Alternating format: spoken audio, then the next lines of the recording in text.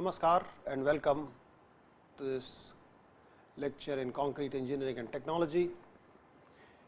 In this course, we have been trying to revise some basic principles, develop a framework which helps us understand the basic or the present day scenario in concrete engineering, and go through some special issues in high performance and special concretes, especially with the view of performance based thinking, durability and maintenance.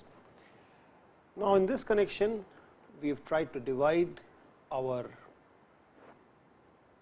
course or the subjects in these keywords: fundamentals, proportioning, stages in concrete construction, special concretes, mechanisms of deterioration, reinforcement in concrete structures and maintenance.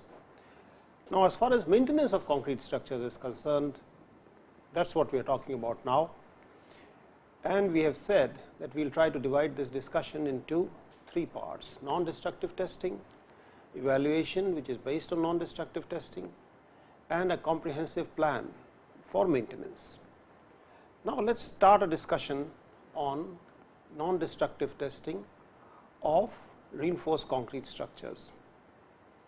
So, in the discussion today, we will focus on some basic techniques which we use, go through their applications, the principles involved and so on.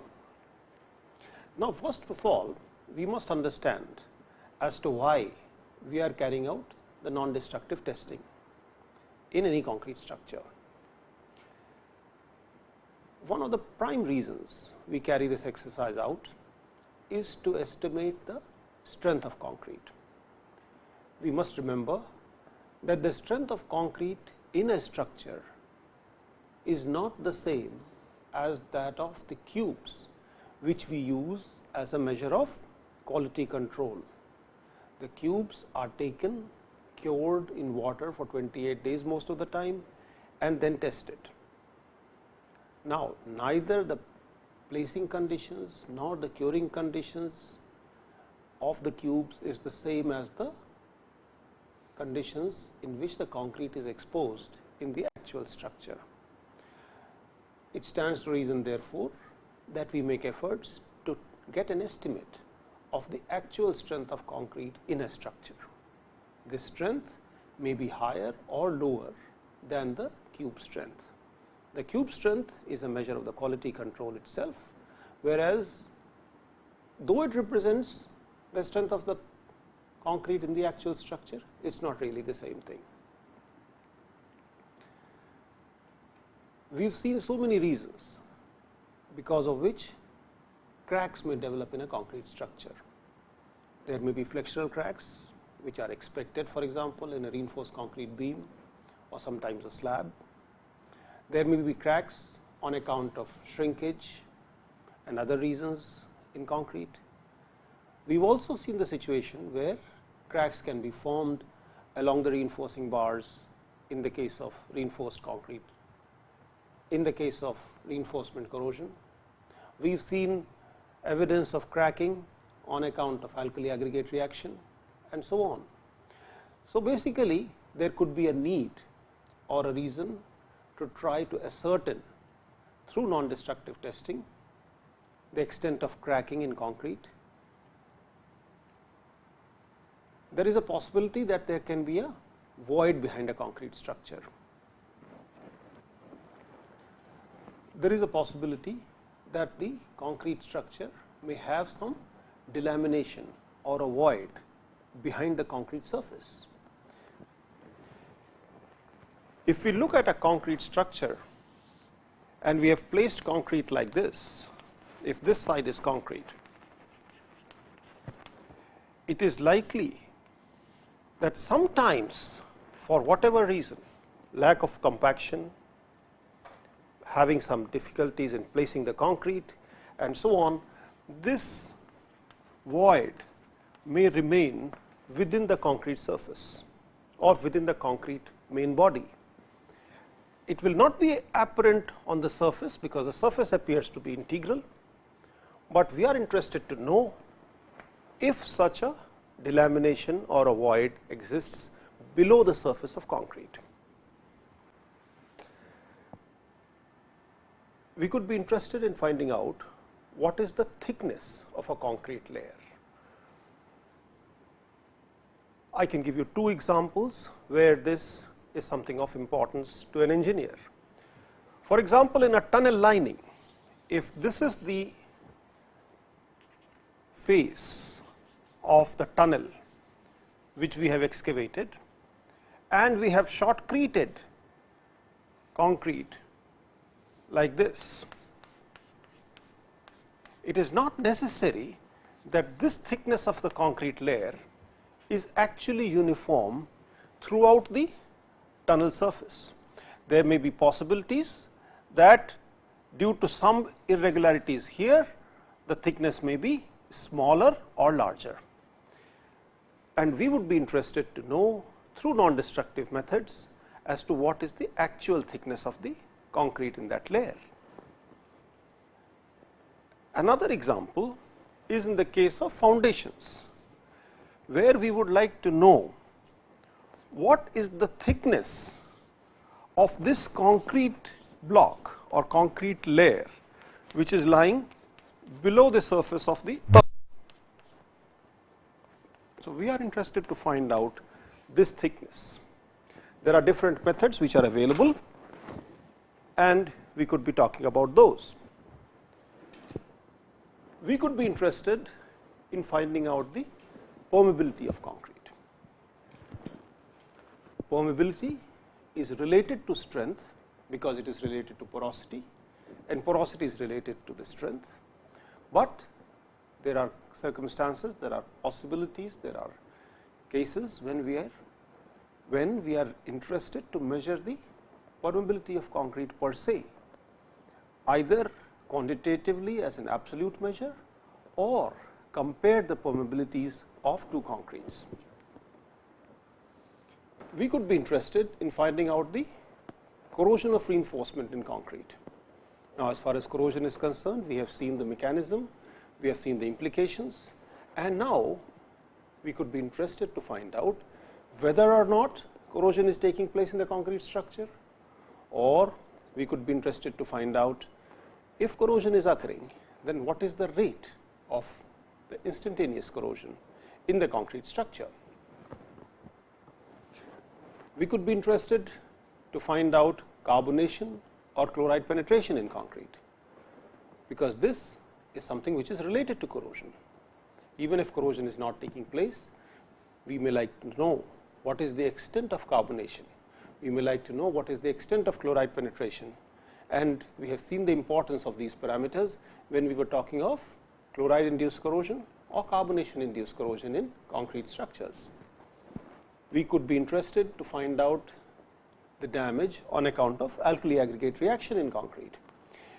We know that alkali aggregate reaction does not continue forever.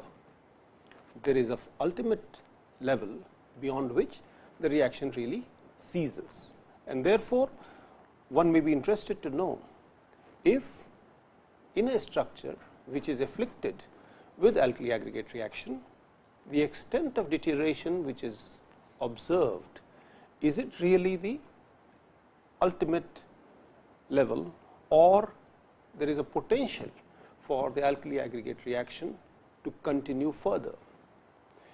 Now, we must remember that non-destructive testing is similar to that of a health check.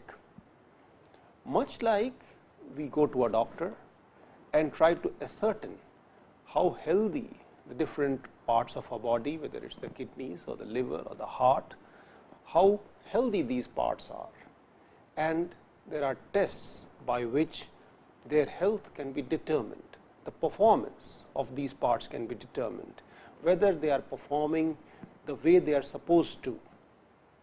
Much in the same manner that non-destructive tests are designed to give us an idea as to what is the performance of the concrete structure. The performance being measured in terms of strength, cracking, delamination, thickness of the concrete layer. Performance here includes the quality of the concrete as well, which is an important parameter as far as the susceptibility of a concrete structure to premature deterioration is concerned. Another thing which we must remember for non-destructive testing is whether the method that we are looking for or the method that we use is a general purpose method, or it is a method which is designed for a specific purpose. We must remember that concrete structures are often very large structures, and it is physically impossible to actually ascertain or actually monitor the performance of the structure as a whole. We need to identify smaller areas and carry out a greater in-depth analysis in those areas. There are methods which help us narrow down the areas for more detailed examination. If we look at a bridge, for example, it could have several piers, it has a deck slab, it has the beams. Now, all those elements cannot be examined for sheer economy, from the sheer point of view of ease of carrying out the tests, and therefore, there are methods which we need, which will enable us to narrow down our choice to specific areas. So, that is what I mean when I say narrowing down of areas for more detailed inspection. We could be interested to find out through non-destructive tests what exactly is the mechanism that is operating as far as the deterioration is concerned. Is the cracking, for example, due to alkali aggregate reaction or corrosion induced or shrinkage and so on. So, we need to carry out this forensic kind of an exercise to understand whatever is going on in the structure and causing changes in the performance. We may like to find out through non-destructive tests more about the extent of deterioration on account of a specific mechanism of deterioration. That is the kind of example which I gave when we talked about reinforcement corrosion. The extent of reinforcement corrosion that has occurred till date is one part of the discussion, and the instantaneous rate of corrosion is another part. It is likely that substantial amount of corrosion has occurred in a reinforced concrete structure, but the instantaneous rate is quite low. Conversely, it is possible that though very little corrosion has really taken place, but the instantaneous rate of corrosion is very high. That is, the corrosion currents are very high and so on. So, we have to keep in mind when we use a particular method of non-destructive testing as to what we are looking for from that method.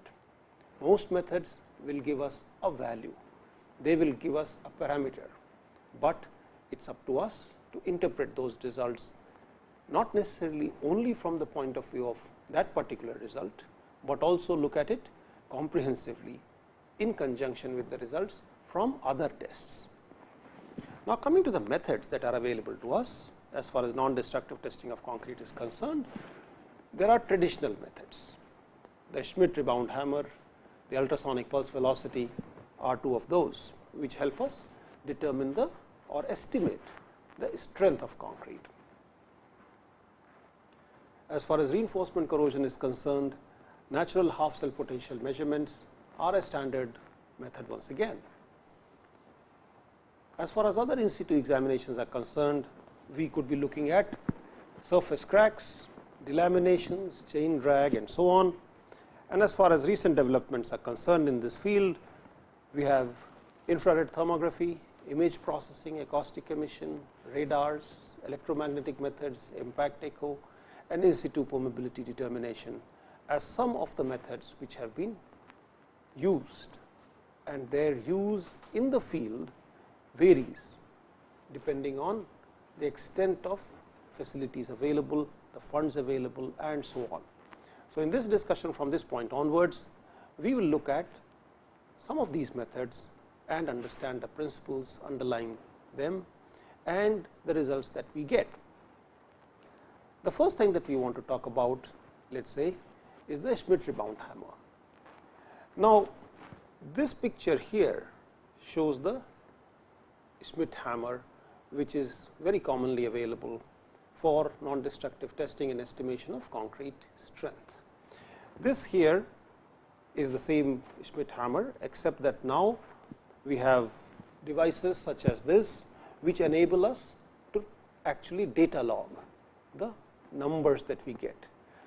Basically, the method is based on the hardness of the surface, and what we do is that this plunger of the Schmidt hammer strikes the surface of concrete here with a certain predetermined energy, which is governed by the spring which is sitting inside the Schmidt hammer. And once the plunger strikes the surface of concrete with a certain amount of energy, then that energy is dissipated either by breaking the concrete in the immediate neighborhood and so on, or it is used for the rebound of the probe. Now, the extent of rebound gives us a measure of the hardness of the surface and is correlated with the strength of the concrete. We must remember that this method gives us an estimate of the compressive strength of the concrete. It is really just the surface concrete. It does not give us the estimate of the concrete deep inside the structure if we are talking of a large structure. The strength of the surface concrete on the basis of the hardness of the surface, which is an indirect measure of the strength, and the hardness is what determines or is responsible for the rebound of the probe. If we look at these two pictures, we see here the Schmidt, in this picture we see the Schmidt hammer being used to estimate the strength of a wall. That is, the Schmidt hammer is being held horizontally, whereas in this case the effort is being made to estimate the strength of a concrete cylinder which is just held or kept on the ground, and the Schmidt hammer is vertical. Now, if we take a look at these two cases, what we realize is that whereas the wall may be reasonably firm or fixed, the cylinder is not restrained in position. Now, if the concrete in the two cases was really the same, then the energy dissipation on account of the non-fixity of the cylinder would give us a lower rebound. Similarly, if the wall thickness that we have is very small, then striking that wall with the Schmidt hammer will cause the wall to start vibrating, and that again will lower the rebound of the Schmidt hammer. That again will lower the rebound that we observe in the Schmidt hammer. These are the kind of things that we must watch out against when we try to standardize the test and try to carry out the actual estimate of strength of concrete in an existing structure. Continuing our discussion with the Schmidt hammer, it is essentially a measure of the surface hardness and is based on the principles that harder surface give a higher rebound, and concrete with a higher compressive strength will have a harder surface. There is no apparent theoretical relationship between the compressive strength of concrete, and only empirical relationships exist. In fact, most of the time the manufacturer of the Schmidt hammer provides, along with the Schmidt hammer, the actual device, a calibration curve which enables us to estimate or determine the compressive strength of the concrete based on the rebound number or the rebound that we get from that particular hammer. It is very important, therefore, that each instrument is actually calibrated very properly, and it is not only done once, but it is periodically calibrated to make sure that the hammer continues to give consistent results. It is likely that over a period of time, the spring stiffness, which is the key parameter to giving consistent and accurate results from the Schmidt hammer changes, and therefore, we must record these changes and modify the calibration curve at different points in time. Of course, in spite of the obvious limitations, the Schmidt hammer is perhaps the most commonly used non-destructive tool as far as estimation of strength of concrete is concerned. If we look at the estimates of strength from the Schmidt hammer, this is a representative data, and if we have the compressive strength plotted on the y axis and the rebound numbers plotted on the x axis, we find that the numbers are not necessarily the same. For example, the actual line, if we look at the calibration equations or the calibration graphs of estimating the strength based on rebound hammers, this here represents the line of equality drawn very roughly, and we see that depending on the tests which have been carried out, these numbers could be lower than the actual strength or higher than the actual strength, depending on where the test has been carried out, who has carried out the test, and so on. Also, there is this issue as to what strength levels we are talking about. If we are talking at, let us say, 10, 15, 20 MPa, or very normal or nominal kind of strength, or we are going into slightly higher levels of strength, the calibration equations or the calibration estimating at higher levels of strength, the same equations need not hold, and therefore, we need to calibrate our hammer for different levels of strength. We should be very careful about doing this in order that the results that we get are accurate, consistent, and repeatable. As far as calibrating the Schmidt hammer is concerned, that is carried out by preparing concrete specimens covering the likely range of strength for which the estimation is required, and then holding the specimens in place by applying a load in the range of about 15% of the ultimate load. Use the Schmidt rebound hammer to obtain 15 readings, making sure not to hit the same spot twice, and then once we load the specimen to failure, then we have the actual value of the failure load or the actual strength of concrete, and also the estimated strength from the 15 readings. It is likely that there will be a lot of variation in the 15 readings, and the test methods specify or lay down procedures by which this data of 15 readings is to be handled, and how the extreme values are to be treated in terms of whether they are counted when taking the average or discarded as outliers. Of course, the advantages, to summarize, the advantages of the Schmidt rebound hammer are that it is easy to carry out, it is cheap, the method is basically very robust, it does not require very high degree of skill in the personnel who are actually carrying out the tests, and is a good tool for carrying out relative comparisons between different parts of a concrete structure, where this concrete is supposed to have the same strength, and so on. It suffers, of course, from disadvantages that it does not give a direct measure of the strength, it only gives an indirect measure. It is the rebound number strength or the rebound strength, as different specifications call it. At best, we can measure only the strength of the concrete close to the surface, and the interpretation of data, especially direct strength, is very, very difficult.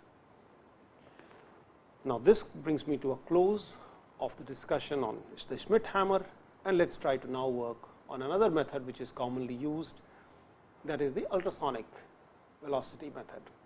In this case, using sensors as shown here, an ultrasonic wave is passed through the concrete surface, and the time it takes to pass through this distance, let us say d. This gives us a velocity which is d by t, and this velocity is a measure of the quality of concrete or the strength of concrete.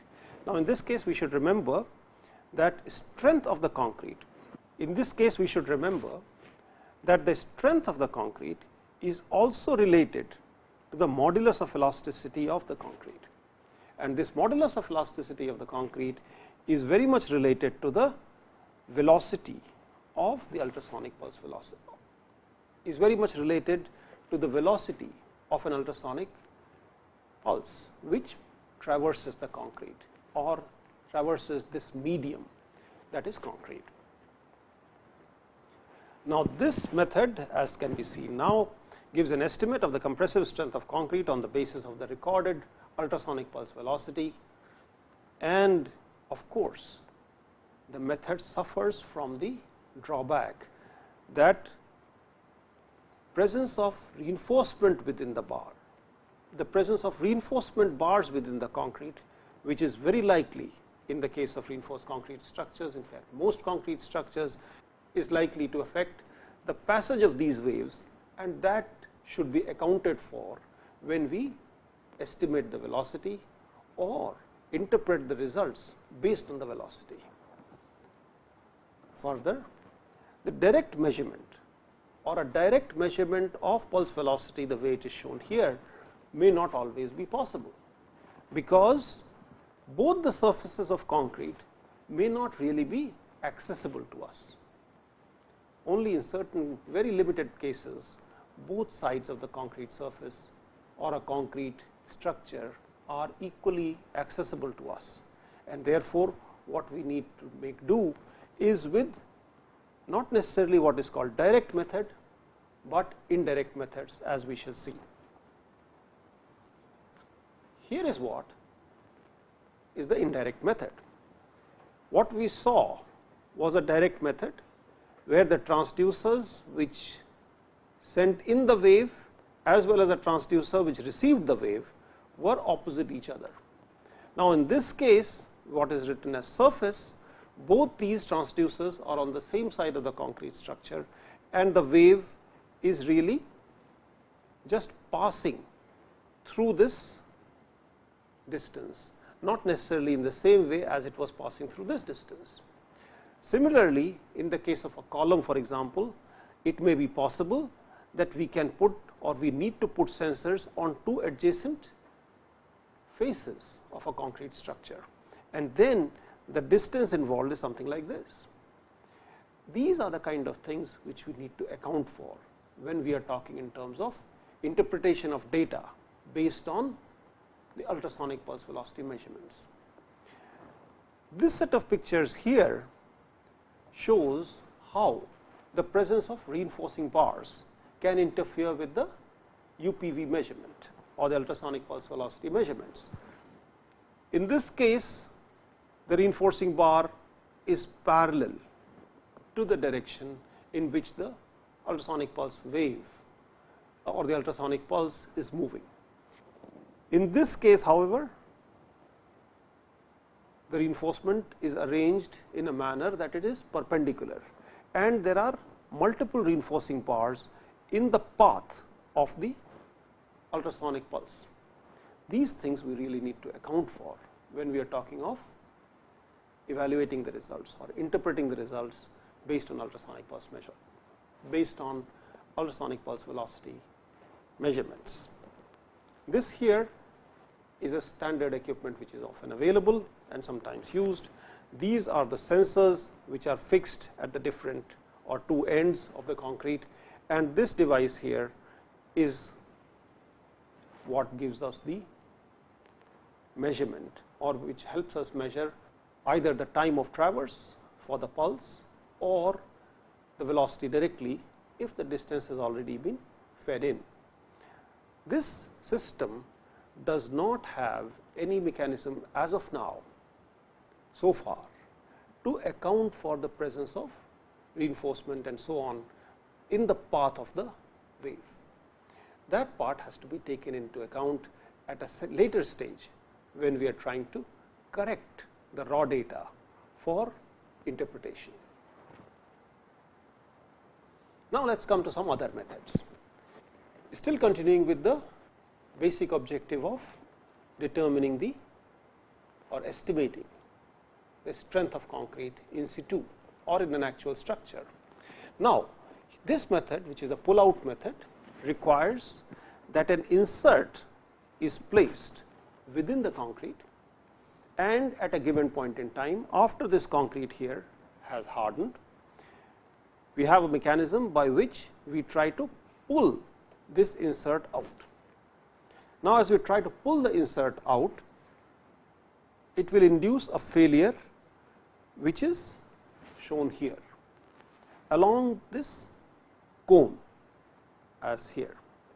Now, depending on the force required to induce this failure, we can estimate the strength of concrete as it causes a rupture surface to be formed along this cone.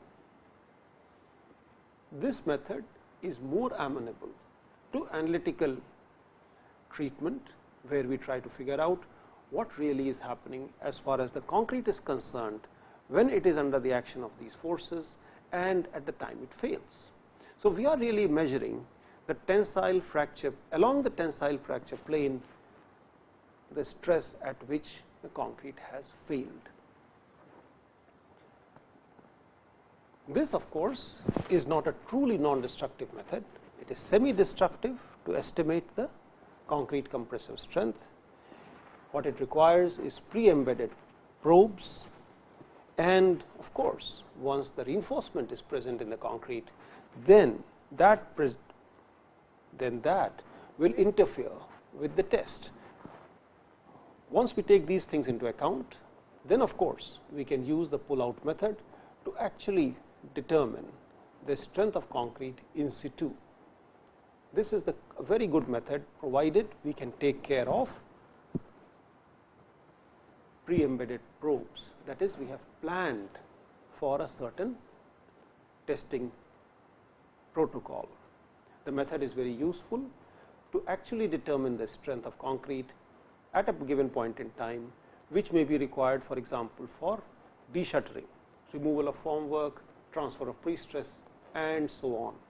So, it is a very useful method from those points of view, as it gives us an actual estimate of the strength of concrete in the structure.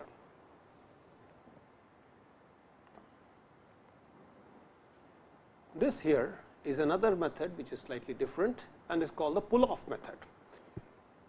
In this case, what we do is to drill a hole here and then try to pull this concrete off from within the hole, thereby trying to induce direct tensile failure in this plane.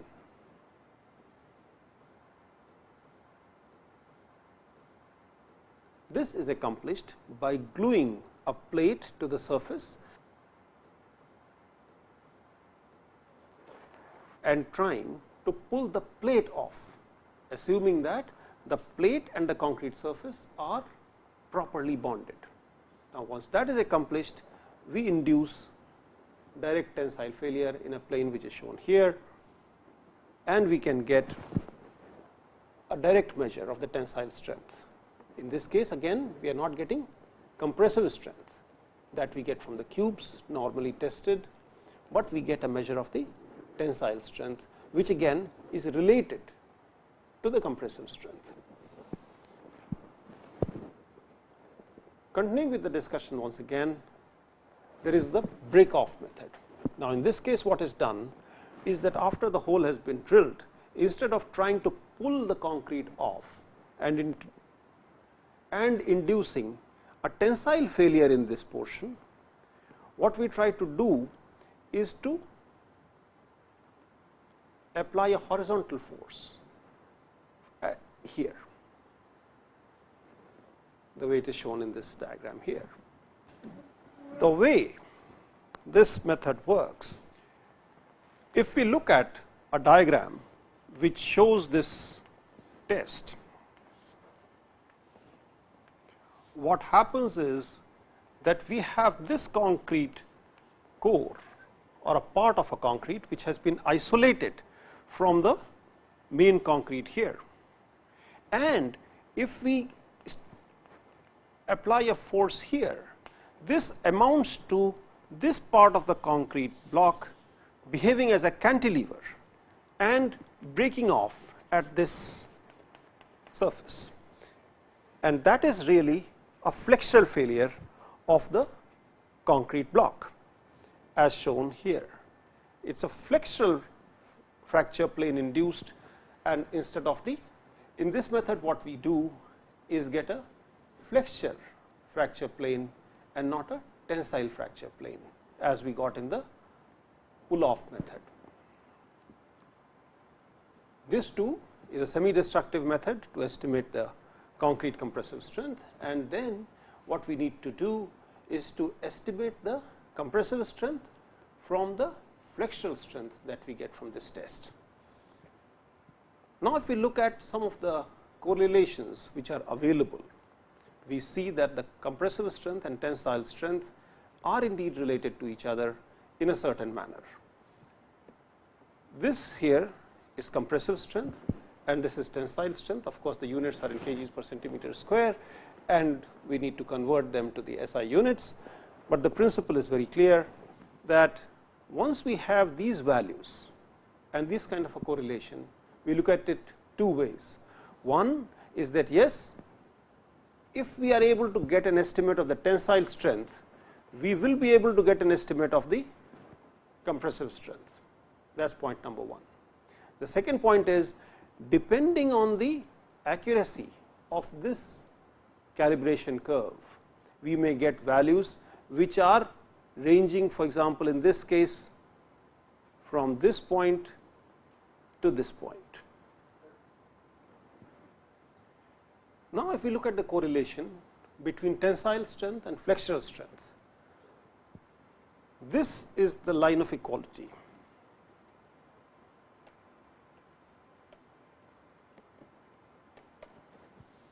And what it shows here is, depending on whatever is the data that we take, these data need not be really exactly identical, and therefore, we need to establish correlations for the range in which we are working, whether we are working in this range here or we are working in this range here.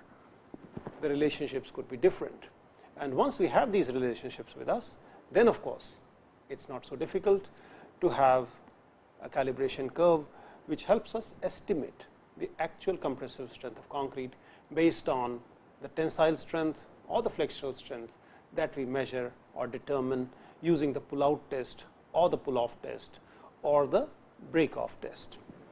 Now, let us come to something else, measurement of crack widths. Now, this here is a simple optical device which helps us measure the width of these cracks. It is like using a magnifying glass and recording the crack width. This here is another very common and a very interesting device which has the thicknesses of lines. For example, this line and so on, all these lines, the thickness or the widths are given, and what the investigator or the inspector does is to align this crack gauge along the crack in the concrete surface and sees which of these lines best represent the width of the crack being measured, and that is what is recorded. As far as cracking is concerned, one also needs to determine sometimes whether the crack is live. Now, what is a live crack? Live crack is one that is growing either in width or in length. We might find a crack which at some point in time was only this much, but over a period of time it continues to grow inside of within, and over a period of time it grows within the concrete or grows into the concrete. It may happen that the crack does not necessarily grow inside the structure, but grows as far as the width is concerned. And these kind of things can be determined using a glass strip, which is fixed across the crack. If we have a crack like this, we fix a glass strip across the crack, and then over a period of time we monitor whether or not the glass strip breaks. And if the glass strip breaks, it is an indicator that the crack is live, and that is the movement along the crack surfaces causes this glass strip to break. Modern technology has enabled the use of photographs and digital stills as a very, very important tool for keeping records of concrete surfaces and monitoring their changes over a period of time in terms of appearance of cracks, the surface becoming rougher, discoloration, and so on. So, what we need to do is to consciously and meticulously take a photograph of a concrete surface and compare it with another photograph taken after a period of time and see what are the kind of changes that we see on the surface. This is a means of external visual inspection and involves recording surface changes such as appearance of cracks, discoloration, etc., and removes this subjectivity that may be there if the inspector was only using his own subjective judgment as far as vision is concerned. What that means is that an inspector, when he looks at a concrete surface, he may not record something, or one inspector may record differently than another. Photographs remove this subjectivity in the records. Thermography is a slightly different form of the same process. What we have as far as concrete structures is concerned, that radiation is incident on the surface, and that radiation is reflected or absorbed. Absorbed radiation is further reflected from the subsurface defects, leading to local heating. As is shown here, if this radiation falls on a concrete surface like this, then if this delamination or the void was not there, then a lot of this radiation will simply get into the concrete, get absorbed, and so on. Whereas on account of this void or a delamination present within the concrete surface, this radiation gets reflected back to the concrete surface, and we have a patch here which has higher temperature than the neighboring patches. This difference in temperature observed on a concrete surface can lead us to think as to what is going on within the concrete surface to cause that difference. To take an example, if we have a concrete surface where this letter A is embedded, there is a lot of thickness variation here. We have removed the concrete from here. Now, if we look at the laboratory measurement or records using thermography, which is done using a commercially available thermography camera, this here is the record that is observed from the surface of the concrete on this side, where the thickness of concrete is reduced at different places to the extent that the concrete has been taken out from this side in the shape of an A. So, this shape here gives us an example, or shows an example that something is amiss on this surface, and that needs to be investigated. Similarly, if we look at this concrete block here, which is just appearing to be a plain concrete block, and we take a thermograph, we get an image which is something like this, and we can see that these patches here are different as far as temperature is concerned from these patches here, and this patch is again slightly different because the depth of the concrete which has been removed on the two edges of this edge and the inside is different. So, what we have is a method by which, looking at the thermograph or the surface image of concrete, we have an idea, or we can get some information as to what is happening behind the concrete surface or within the concrete surface. Now, let us look at electromagnetic methods which help us locate the reinforcement within the concrete. And why do we need to determine the exact location of reinforcing bars? There are two reasons. One is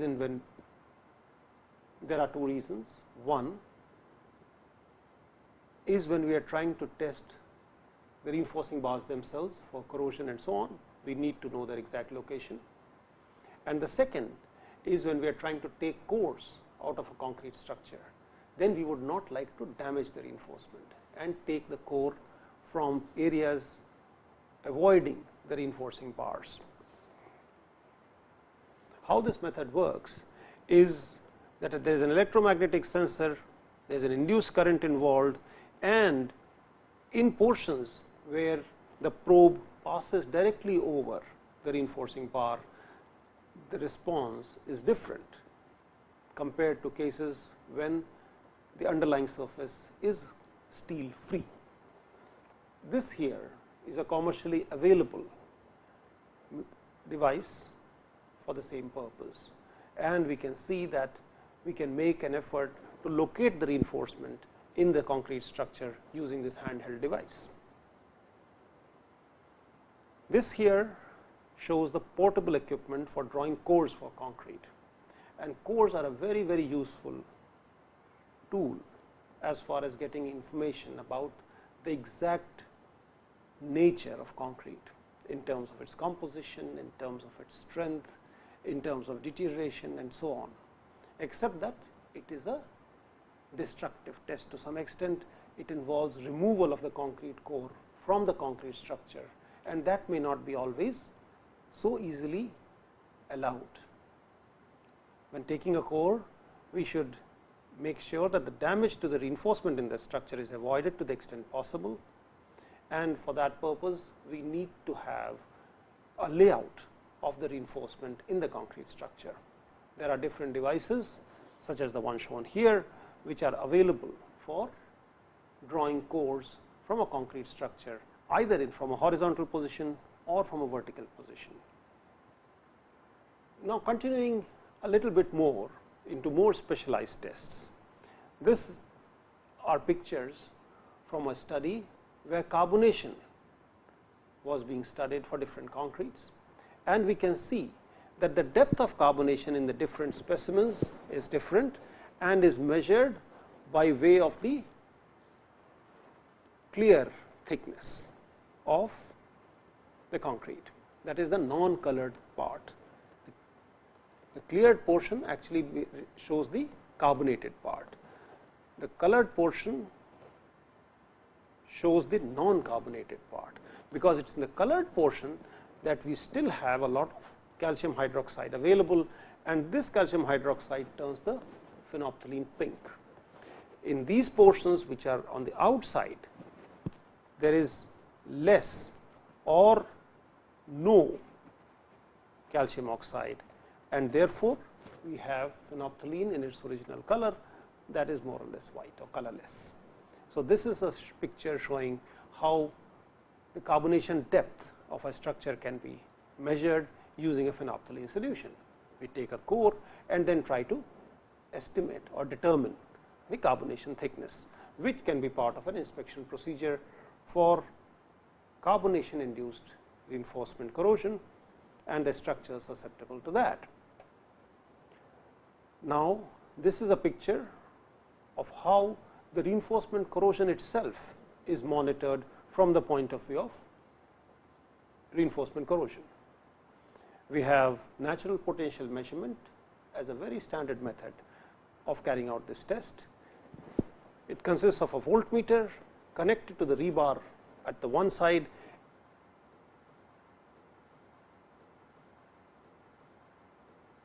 to a copper sulfate electrode at the other, and this electrode is moved around from one place to another to get the half cell natural potential of the reinforcement at that location. Finally, what we do is to draw contours of equipotential lines and identify areas of higher risk of corrosion depending on the actual value of the half cell potential that is recorded. This is another slightly more specialized device or method used in corrosion studies that involves the resistance and or resistivity of concrete, which is basically the cover concrete. Recall from our discussion on reinforcement corrosion and the mechanism involved that corrosion is an electrochemical process where concrete plays the role of the electrolyte, and this electrolyte, if it has a high resistance or resistivity, then the possibility of corrosion is so much lower, and this method here helps us to estimate or determine the actual resistance or resistivity of the cover concrete based on the principle as enshrined, or based on the principle given here, where the inside two electrodes we try to measure the voltage against the current at the outer ends. Before we close the discussion today, let us try to go through some questions which will help us better understand what we talked about. One can study the standard test methods for using the Schmidt rebound hammer and the ultrasonic pulse velocity methods. These methods have standards which require the engineer to carry out the test in a certain manner and then correct the data, modify the data, or modify the raw data before the exercise of evaluation is carried out. Those standards also give us a range of the values of the pulse velocity and relate that range to the quality of concrete. It's possible. We must remember that the ultrasonic pulse velocity again does not often give us a direct measure of the compressive strength itself. What it just gives us, as far as the standards are concerned, is a measure of the quality of concrete in terms of excellent, good, and so on. If you make a list of available methods to quantitatively study reinforcement corrosion in concrete, that will help you get better insight on non-destructive testing in that particular area. And that is what we talked about when we said that we need to know more about the total amount of corrosion that has occurred till a certain point, or the instantaneous rate of corrosion as is occurring at that point in time. If you study the details of the natural potential measurements and the resistivity measurements and find out more about the interpretation of the results from these methods, that will help you understand the method as well as also the method and also the application and the limitations of these tools. Thank you.